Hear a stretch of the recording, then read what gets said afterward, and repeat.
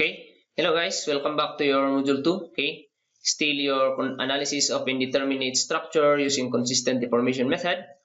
In your unit 3, we are now going to your trusses. Okay, so analysis of indeterminate trusses. Okay, so in this unit, we are going to these are your learning outcomes for you to recall your virtual work method in analyzing your deformations of your trusses. So now your trusses, since we are done in your module 2 of your frames and beams. Okay, and then of course we are going to analyze this indeterminate trusses using this consistent deformation method.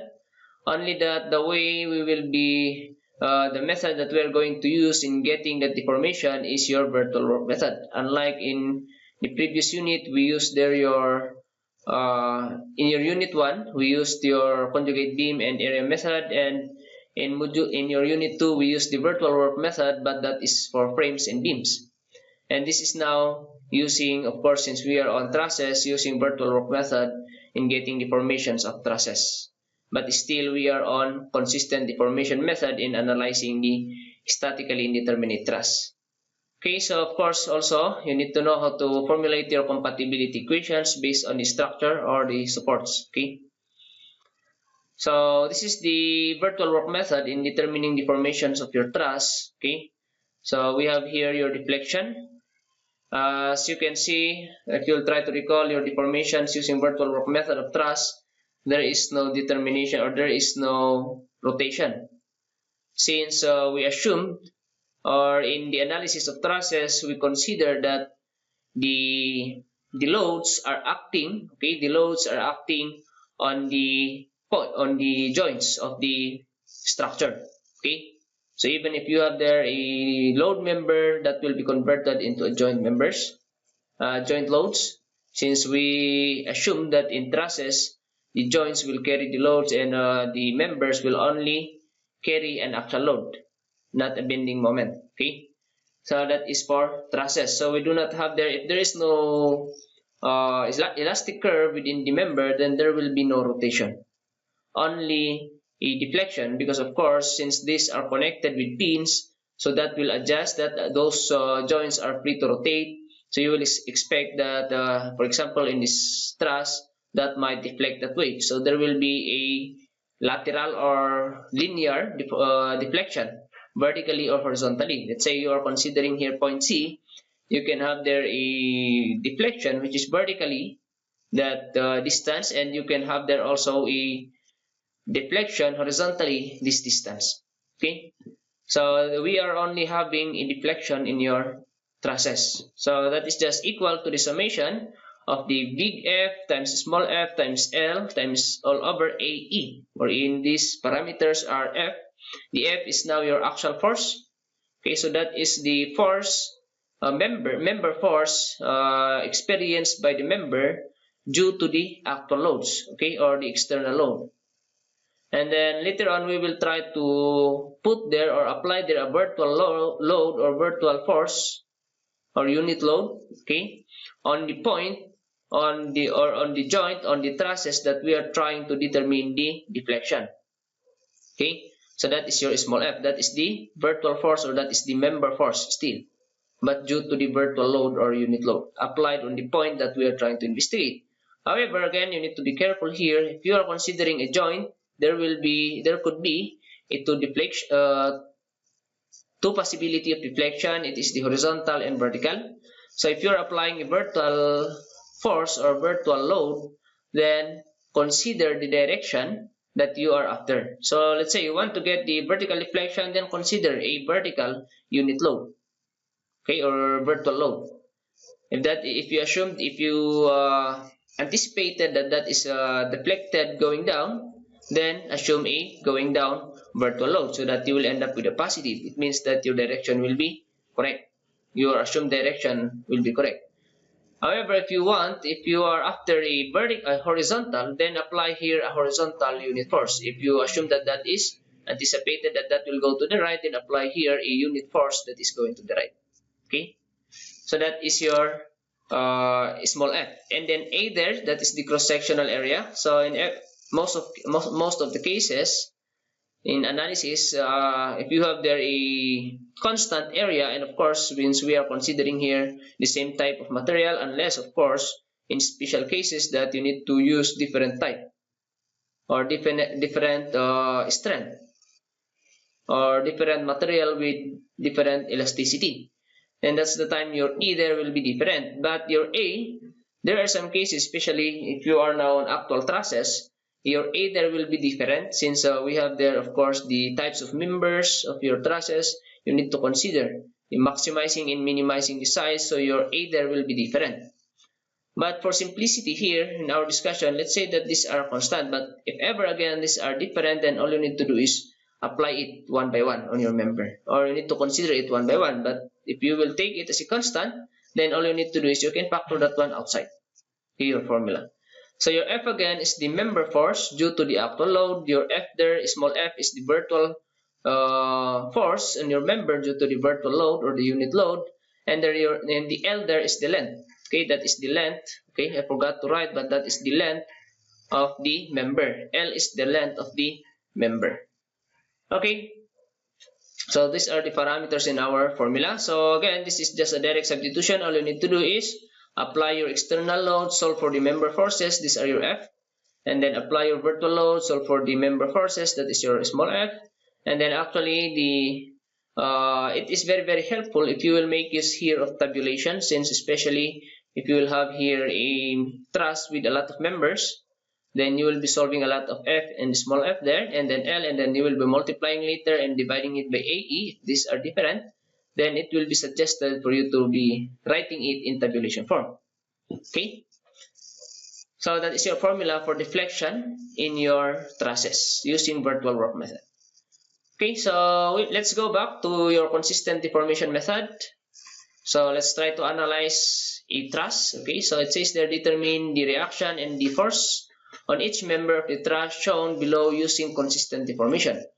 So again, we will apply the procedure of analysis of consistent deformation. So again, if there are degree of indeterminacy, then release those redundants, and then that will make it a determinate structure, and then solve the redundant using compatibility equation and apply it back to solve for the rest of the restraints. So that is your procedure for consistent deformation. Okay, so as you can see, this is our truss. You have there a pin supported end, and then we have here an internal ruler, internal support ruler, and you have there an end support ruler. So 2, 3, 4. There are 4 supports. But it is important also on trusses that you need to consider the internal indeterminacy. Since even if you are done solving all the reactions, if you will try to solve the member forces and you cannot do it by method of joints and method of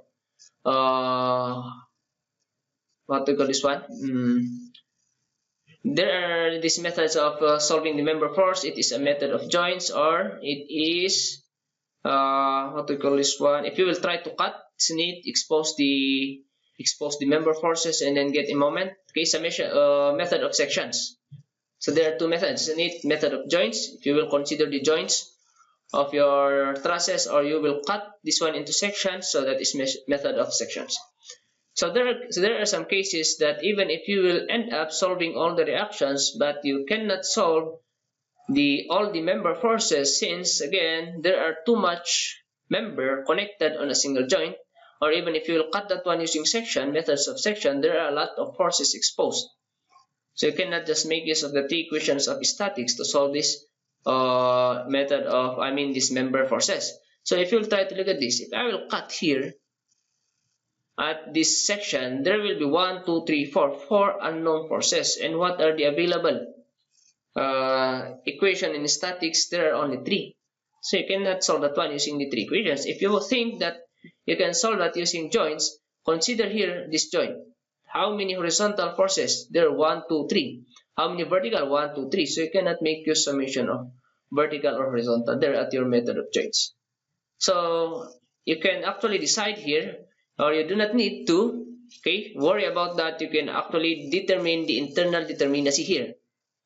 Since you can actually determine also by merely looking at the support, you can say if that is externally or externally indeterminate or determinate. And as you can see, that is for reaction, so that is first degree externally. But if you will consider the internal also, okay, so in your internal indeterminacy of thrust, that is m plus r minus 2j, m plus r is your restraints, and then 2j is where we will be getting your equations. Okay, so m plus r, so the members, how many members? 1, 2, 1, 2, 3, 4, 5, 6, 7, 8, 9, 10, 11, 12, 13, 14. So there are 14 members there, plus how many reactions? There are 4, so I've said a while ago, and then how many joints? Minus 2 times 1, 2, 3, 4, 5, 6, 7, 8. 8. So you will end up here with positive. So it means that we are indeterminate. The truss is indeterminate, and that is 2, so it is indeterminate to the second degree. The one indeterminacy there is due to the external indeterminacy, which is one of your support. And the remaining indeterminacy here internally is one of the member. And as you can see, in this point or in this part of the truss, there is an additional bracing, lateral bracing or diagonal bracing that made this one internally indeterminate. So it's either this member BJ or member CF. Okay, so that is now internally indeterminate, okay, to the first degree, and then of course we have here one external indeterminacy. So there are two redundant, one of the reaction and of course one of your member force. So I will now show you still, even if we are having there a redundant in your member, how are we going to do it? The same, release that one, so it means that we will try to forget about that member. Let's say I will consider BJ as my redundant member, then I will forget about that, but later on I will apply there a load. Okay, so I will apply it back as a load. So that is my assumption here. Now that is our first step. Choose the redundant and draw the resulting determinate beam. So I will release my reaction at D. I will release this reaction. So we will be having there in an external force dB. Let's write that as dB. It means vertical at D.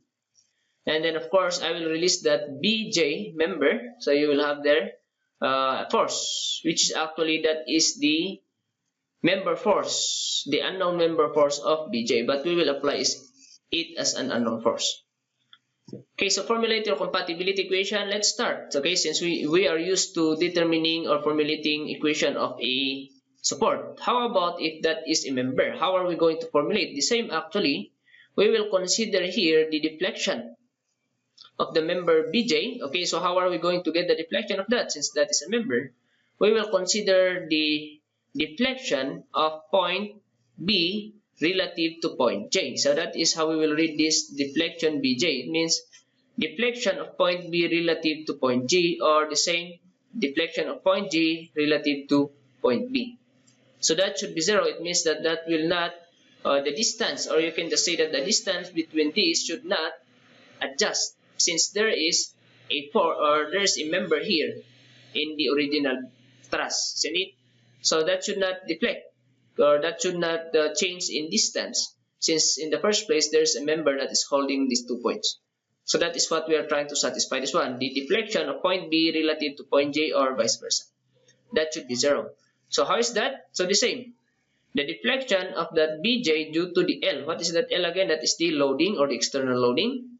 And then of course we have here a redundant at that member BJ and a redundant at your support D. But this is the difference in a support redundant or reaction redundant, because you will only apply a single force there. But in your member, since that is a member, there are 2 points where that member is connected. So you need to apply whatever force you apply here in this first end, you need to apply that also on the other end. But you need to consider also, there are 2 cases in your member forces. It's either that is tension or compression. It's up to you which one you will assume. If you anticipated that that will be a tension member, then assume a tension force, which is, if you say tension force, that is a force going away to your joint, isn't it? That's a tension force. But if you anticipated that that is a compression, then assume a force the other way around, which is going to the joint, which is a compression. But let's say, or if you do not know, you can always assume any of that. So let's say I will assume that to be tension. And if I will end up negative, then that means that my member force BJ will now be a compression, if that is the case. But if I will assume it is a tension and that is positive, then that will now be a tension. Okay, so that is now what are the other deflections in your point BJ. That is due to your external loading BGL. Okay, and then we have here a redundant applied at BJ, which is causing a deflection at your point BJ also. So that is another deflection that we will consider. And of course, if we will apply the other redundant at point D, your DB, then that will cause another deflection in your BJ. So these are the deflections that if you will summate, that should end up to be 0, since again in your original truss there is a member BG. Okay, so you will end up with this equation again. We do not know that FBJ and then your DB, so make it use a unit load. So this is our resulting equation. And then again, you need to consider, since we released your point D here, you need to consider that originally, since that is a ruler, there should be no deflection vertically. There will be a deflection horizontally, since that is a ruler, originally ruler, but there should be no deflection vertically. So I will write that as delta D sub B, so that will stand for vertical deflection, and that should be 0. Okay, and what are the forces again? Due to the external load, due to the redundant BJ, and due to the redundant at the point itself, which is your DB. So this is your resulting equation for that also. Okay, so again, let's try to find out the coefficients so that we will make use of the 3 equations to unknowns. So let's start with your application of your external loading. So external loads, these are your 80 kilonewtons and that 70 kilonewtons there. We will apply that alone. So again, since we assumed that we released your member BG, then there will be no member BG. Okay. So I will solve this one by method of joints or sections, but okay, you can check that one. You have their 0 member forces. So these are your member forces. You can recheck this one again. But I am sure, since again, if you have a method of joints, then solve that one going to the right, and then make your last joint as your way of checking. Okay, if your last joint will satisfy the summation of vertical and horizontal, then that means all of these will be correct. But if that will not satisfy all of the summation here at this last joint, then it means something's wrong with your member, or the same thing with your method of sections. Okay, so that's it. Later on, we will try to input all of this in your tabulation, since as I've said, there are a lot of members here, so you need, it is suggested for you to make use of tabulation. Now load your redundant at BG. Okay, so a unit load at BG. Let's say again, I assume that that is tension, so that is going away to the point, and that is 1 kilonewton. And then what are the member force? If you will try, okay, this is what happened if you will apply a redundant, internal redundant, or a redundant in your internal members, there will be no reaction. Even if you will try to prove that one, summating here, you have here a what is that? Summation forces vertical. The vertical, since that is the same slope as this, since that is considered as one member, the vertical component of that 1 kilonewton will cancel with that 1 kilonewton here. Even if this is a compression force, they are both this different direction. And the horizontal will cancel with the horizontal. So summating actually horizontal and vertical is 0. So there are no supports. Or even if you will try to get a moment here, summation of moment there, the only forces is this vertical of that, and the vertical of this, and the horizontal of that. But you will end up with again, you will end up there with cancelling. So you will have there no reaction externally. Okay, you can check that one. You can check that one. Okay. And then of course, summating here, that will also be the same. So your external support here is 0 reactions. Then later on, okay, if these are 0, you will end up there with 0 members and so on and so forth, and that will be the only members that has a forces, or that will experience a force due to this redundant at BG. So I will tabulate this one later on also.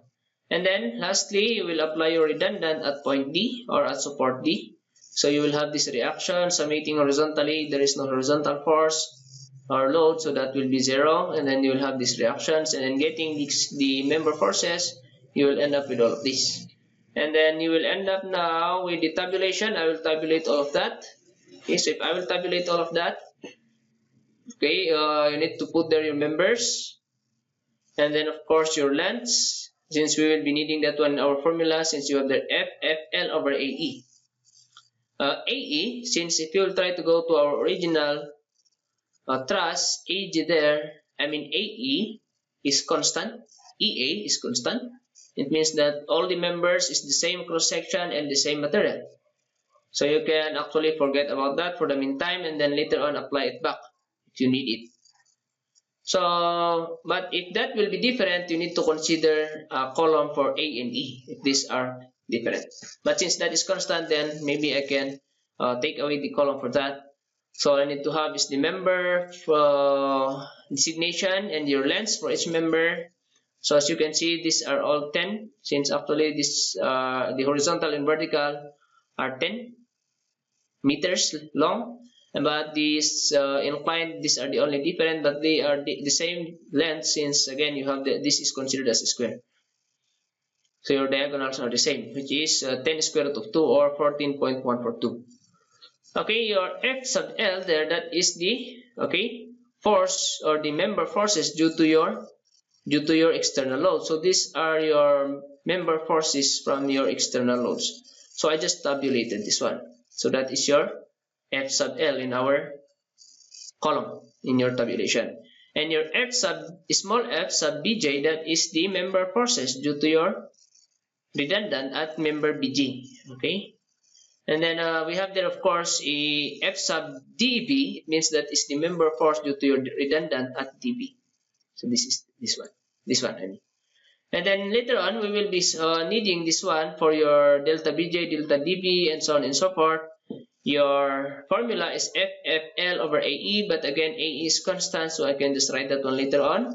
So all I need to do is figure out that member force due to the external load times that member force due to the vertical load. So these are the only difference here. Okay, all I need to do is multiply combination of these three. So again, delta Bg, okay, that is again the deflection at Bj due to the external load, isn't it? So the external member force times the vertical member force due to Bj. So FLFBj, multiply that one together with the length, you will end up here with, okay, so that's why it is good for you to use tabulation, especially if you have there an Excel spreadsheet. Okay, all you need to do is input this one, and then if you want to get that FLFBj times L, all you need to do is multiply that one and input a formula using Excel if you have Excel. Then drag that one, then you do not need to worry for the rest. Okay, so that is the good thing. So this will give us, so at member AB, 10 times this times that will end up 0, since that is 0. And say at member AF, that times this times that is also 0, since that is 0. And let's say you have here CF, you have a value, you have a value, you have a value, so you have that. Okay, so that is what we will be trying to summate, since your formula is summation of all the forces or members. So summate that one, that is a negative 992.819 over AE. Okay, so that is our coefficient for that delta Bj. The same thing happens in your dB. In here, let's complete the one equation. This are the coefficients of the first equation, coefficients of your second equation. So as you can see, deflection at Bj, Bj, Bj, deflection at dB, dB, dB. Okay. So FBG, Bg, so that is your small f. So it means your load is the vertical load, and your vertical load is the same itself as its vertical load. So again, we will just square whatever that FBJ and then multiply your L.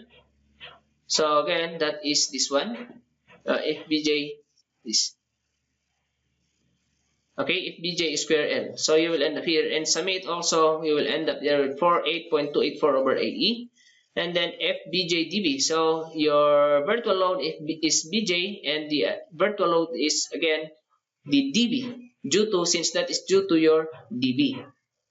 So Bj dB, multiply that one, this will give us your last column, and that is a negative 6.773 over AE. And that is your coefficient for the first equation. And then for the second equation, that is the deflection at dB due to the external load, so that is FL times DB times L, this is this column, so that is negative 4472.642 over AE. And then you have here your FDB BJ, that is at DB due to BG. So again, DB times BJ, that's actually the same as this one, only that it is interchanged, isn't it? So multiplying DB and BJ, they are just interchanged, so this is still the same. Negative 6.773 over AE. And then lastly, your DB due to DB. So DB is square that one. This is this column, that is 48.736 over AE. So these are your coefficients now. So again, if you have your Excel, it is clear, since all you need to do is input your length, calculate your member forces due to the load, calculate the member forces of your vertical loads, and then all you need to do is input one formula, drag, and so on and so forth. And summate, you can also do that in your Excel. And you will have here your equations. So from first equation, substitute our coefficients, you will have there your equation 1. And then second equation, substitute your coefficients, you will have equation 2. And then solve simultaneously, you will end up with our two unknown, FBJ, that is the member force of your BJ. Okay, but you need to look at this. Please do not be confused with this. Okay, we released your member BJ. Okay, we released that one. However, in your original truss, that is still there. It is only released. So you need to consider also the force there. And if you try to look here, due to the external load, that is 0, since again that is considered to be released. But due to the load from that member itself, that should be considered. Later on I will show you. And then due to the other redundant, that is released. So that is no members, or that is considered as 0 force in your BG. So in your tabulation, look at your member BG. Okay, there is no what we call this one. There is no member force due to the external load, since I released that one. But due to itself, there is, since again that is what we assume as 1 kilonewton. And then due to the redundant at dB, that is released to 0. So therefore, you will end up there with only the coefficient due to itself only. Okay, so that is only when your member BJ will be having a value when there is a load applied to itself. But with the other members or forces, then that will be 0. But that is still considered in your calculation of the summation. Okay? So please do not be confused with that. So your unknown is your FBJ and then your DB. So using two equations, two unknowns, algebra again, you will end up there with FBJ. Let me color that one as color green. It means, since that is a positive, it means that is tension. So that we will be having color coding later on in solving the member forces of this. Green means that is tension. It's up to you. You can use any color. Or you can actually use directions, or you can just write their tension or compression. Okay, so that is your member force BG. So you already know that one, even without solving the rest. So again, that is since we consider that one as redundant. And then your DB, that is your reaction at your point D, or yes, so that is 96.51. So that is positive, so my assumption for the direction is correct. And then now apply it back to the your original truss. And of course, later on we will apply that FBJ if we will solve the member force. But for now, we will only apply that reaction DB. And solve for the rest. Summation horizontal. So this is the only horizontal, AH and 70. You will end up there with AH to be positive. Okay, so that is my direction against your 70. And then summation moment at A, you will end up there with 80 times 10 times 20. And then 70, which is clockwise also, times 10. That's your vertical distance. And then minus your dB multiplied to 30. That is the moment arm. And then minus your unknown EB times 40, counterclockwise and minus. So your EB is 5.12 kilonewtons positive, so my assumption is correct. And then lastly, summation vertical, you will have here your AB now as positive 58.37, so my assumption is correct. Okay, so now let's go to the member forces. So all I need to do is plug in whatever I solve in your member BJ. Okay, plug in it here already. So in the first place, you do not know the rest. All we know is this member Vj, since that is already solved using your compatibility equation. Now, by method of joins or section again, from your supports, go to the forces, the members, and then solve for the rest. So as you can see here now, if you will try to make use of member method of joins, then at this joint, since that is already known, then the only unknown here vertically is this, so you can solve that one. And then, since of course coming from this point, you will know this one, this is the only unknown, so you can solve that one. So you can now solve at this point, or even going there, since you already solved this member, then you can solve, and that is already solved from this point, you can solve this one, and then you can solve that one. So now it is solvable because your one of the members already solved using your compatibility equation. So even if you will make use of method of sections or method of joins, you can solve all of these. And as I've said a while ago, we will be using a color coding. So your red means compression. Okay, your red is compression, your green is tension. So as I've solved this one, these are the values and these are compression members. And this green are the tension. And yes, because look at the loading. This is a support, that is a support, and this is a support. And these are free. So there is an 80 kilonewtons that is pulling that one downwards, and there is a 70 that is pulling that one to the left. So if I will pull these 2 points in that one, you will end up that these members are being stretched. This green or the tension members are being stretched, and these are being compressed. Okay. So again, method of joins or section, for you to know that these are correct, you can use the last point. Or if you started here, then this will be your last point. Use your last point as way of checking. If you will satisfy all the summation of forces there, which will end up 0, then you are correct.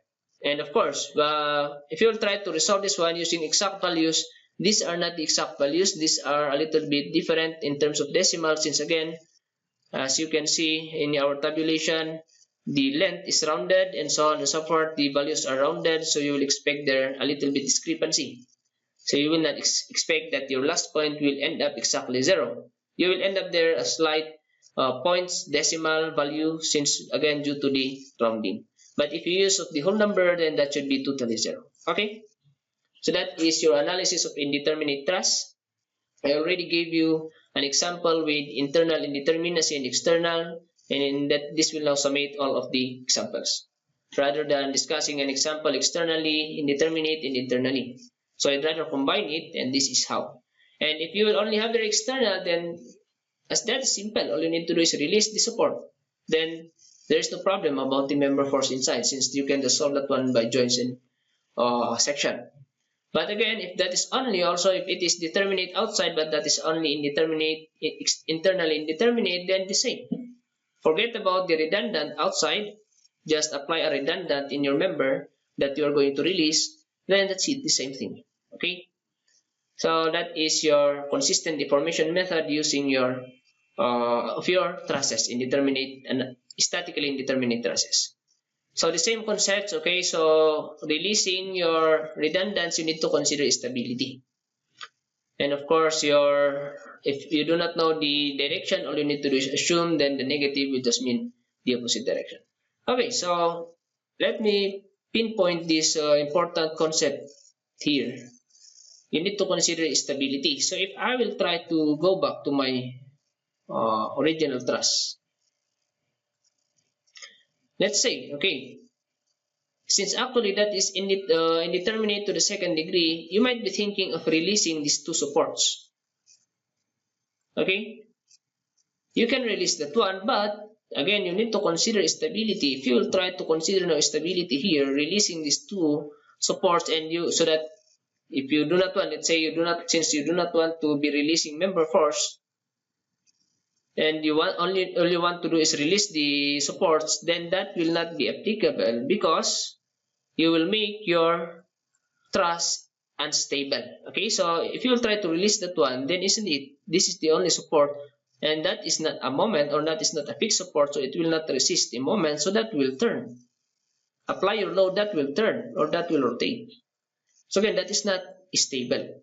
Therefore, again, better, okay, release only the excess in your external and then the rest release in your member force. Okay, if this is internally and externally indeterminate, but if again that is just externally, then what you need is just release the external. Redundant, but if that is just internally, then all you need is just release the internal. So again, you need to consider the stability. So if you have any question again, comment below, or we will be discussing that one in our live meeting. So thank you very much for watching. Okay, thank you very much for watching.